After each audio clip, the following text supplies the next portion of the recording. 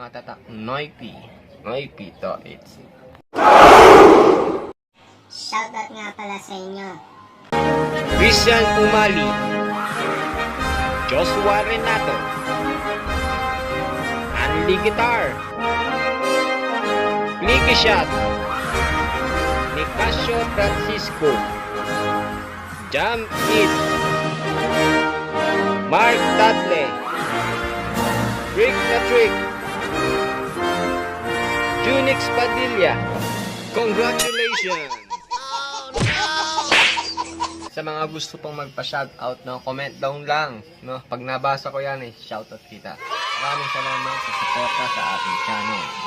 Tubako tayo sa ating balak ngayon sa araw na to, kung ba tayo nagbi-video, ay yung kung papaano alisin ang gasgas ng inyong mga gitara.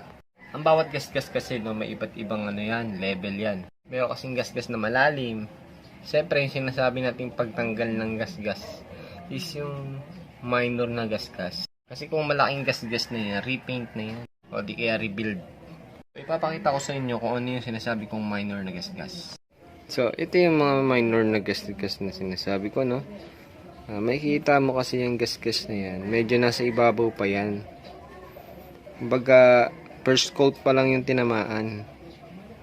Ngayon kapag yung gasgas na kita na yung kahoy, pag kakagasgas, automatic hindi na kaya yun. Siyempre, ibang trabaho na yung repaint na. Yan, o, yan ang gasgas na alisin natin. So, pakita ko sa inyo kung paano. So, anong kukunin mo, kumuha ka ng ganito, yung auto scratch remover. Mura lang to, mga nasa 50, nabasa ba? 54.75 lang to sa Ace Hardware. So, ang gagawin mo, kumuha ka lang din ng ano, ng lemon oil. Ito kasi nandito na nilalagay, no, lemon oil ko. So, kumuha ka din ng basahan.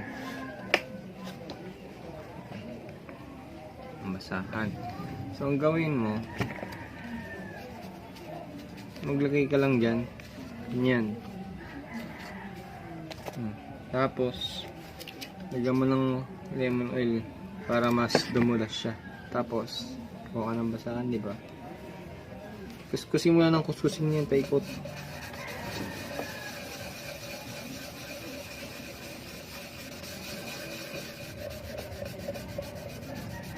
Pwede ka rin gumamit ng ano, no, ng pang-bapping, no. Siyempre kung kamay lang, tiyaga ka. So, pinapakita lang ng kamay.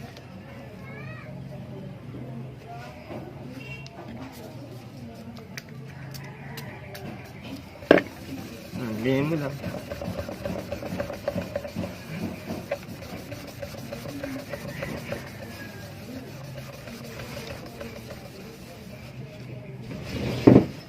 So, yun yung ano, yung first step, no. Minta mo medyo nawala na nga eh. Pero medyo nakukulangan pa tayo. Medyo nawala na nga pero nakukulangan tayo ngayon. Siyempre, kung hindi kaya na ito, gumamit ka ngayon muna ng mas magaspang dyan. Ang mas magaspang dyan is yung, kunwari, mga 1,000 na liha. Ganyan.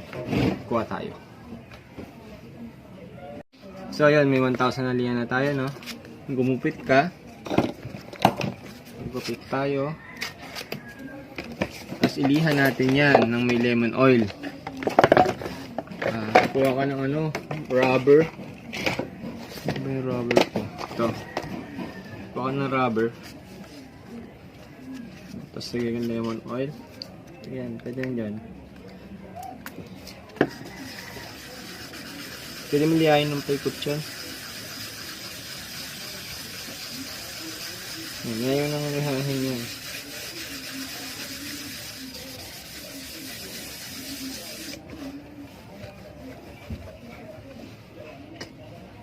So medyo nababawasan na tayo. Ayan. Pero may mga part pa dito na malalim-lalim pa. So, yun ang gagawin natin.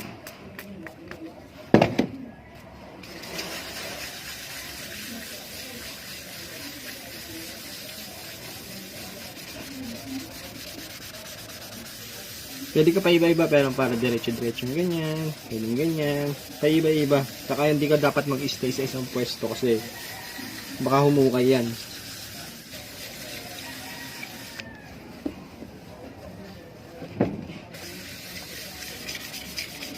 So, pag medyo parang nagugustuhan mo na siya, medyo nababawasan na, parang tingin mo, konti na lang yung ano niya, no?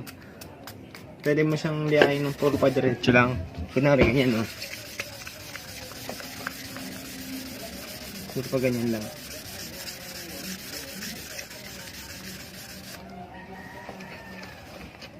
So, yung rubber na itong ano, no? Panchinelas to sa chinelas pa.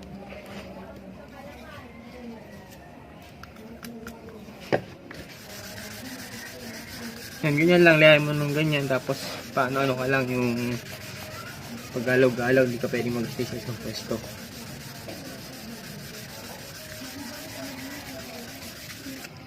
So, pwede na siguro to, no? Kumi, malaki na yung ano niya eh. Malaki na yung pagbabago.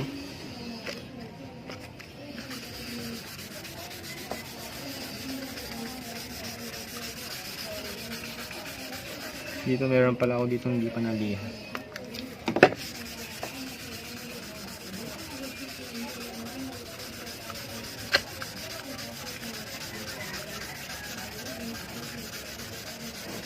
So ganito lang yung ginagawa ng mga nagbabapping, no? Yung mga nagbabapping ng kotse, ganyan ang ginagawa niyan. Babae ka na sa mga kotse ng 3,000, ganyan. Ganyan lang yung proseso na ginagawa.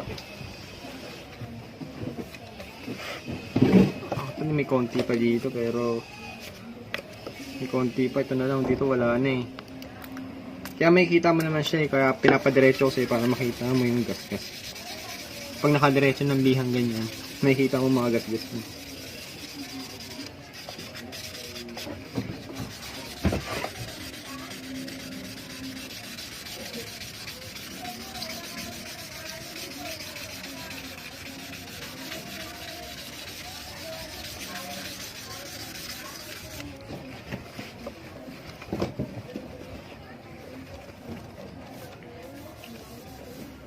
So yun, tapos na tayo, no?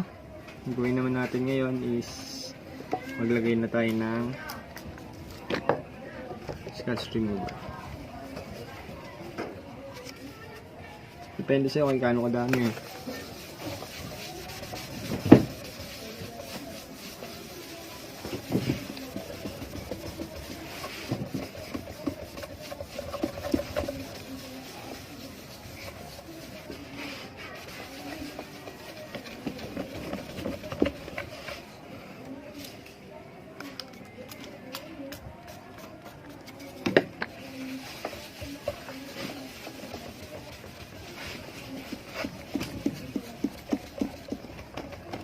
So guys, mas maganda resulta pag bapping. Yung may machine ka na ginagamit. Kasi pare-pares ang anong daan nung ikot.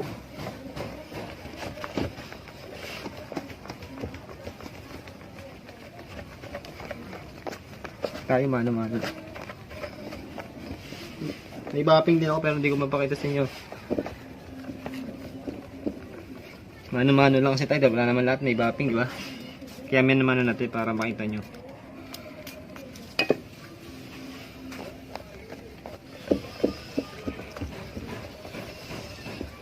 Yan. Kapag napansin mo na wala na yung mga gasgas ng ng 1,000, pwede mo na gamitan naman ng ng metal polish.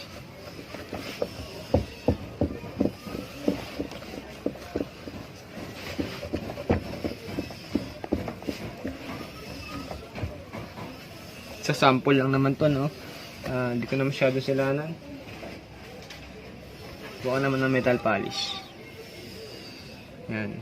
Nasa to, 170 pesos yata sa Ace Hardware.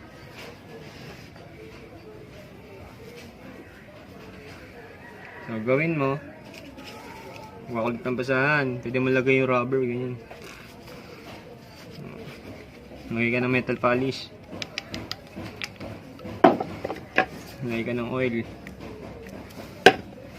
Putin mo lang ulit.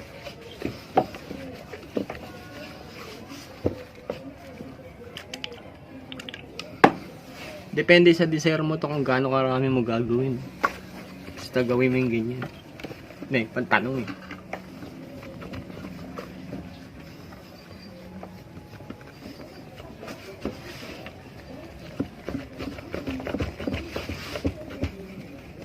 Siyempre, habang nakis-kiss ka, mas napino yan. Kaya depende sa'yo, desire mo.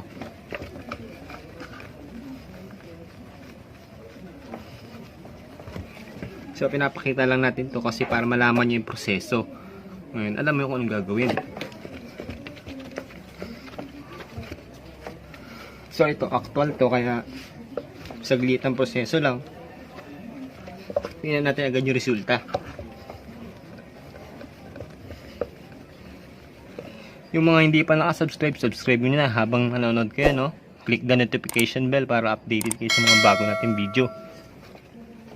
Ulit-ulit na lang.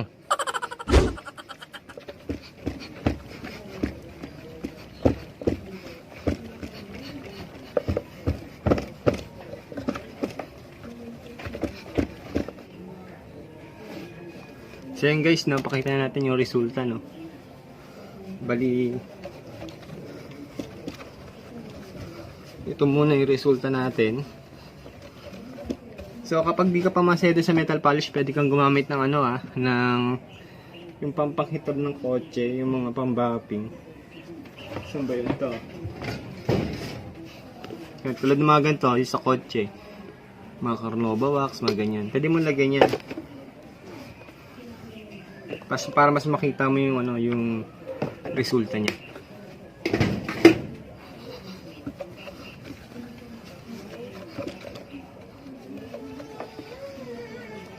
Actually, hindi to pinagawa ng customer, no? Sample ko lang to para mapakita ko sa inyo. Para ang importante dito yung proseso.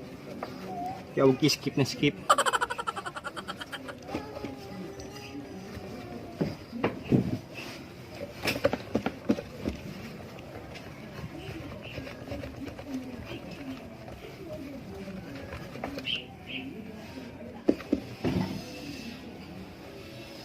So yun guys, napakita natin, no. Ito mabilis ang proseso lang ginawa natin. At gawang kamay lang, no. Pag machine mas maganda. So guys, ito makikita nyo na, no, medyo nagbago na. Ayan yung ganun yung proseso na sinasabi. Bali yan, pinakita ko lang sa inyo, mas anihin nyo, mas kikintab yan siyempre. Mas mahabang proseso, mas makintab. Pero makikita nyo, wala na yung mga gasgas na good kanya. Puro bilog na lang, di ba, yung sa polish natin. Pero kulang pa kasi tayo sa polish niyan.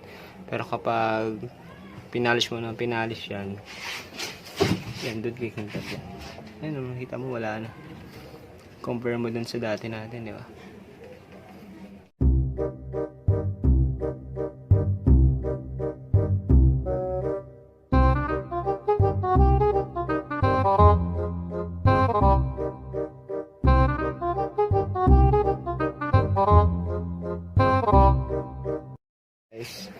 Kung nagustuhan nyo ang ating video, subscribe, like, share para na marami kayong matutunan. Maraming salamat sa suporta sa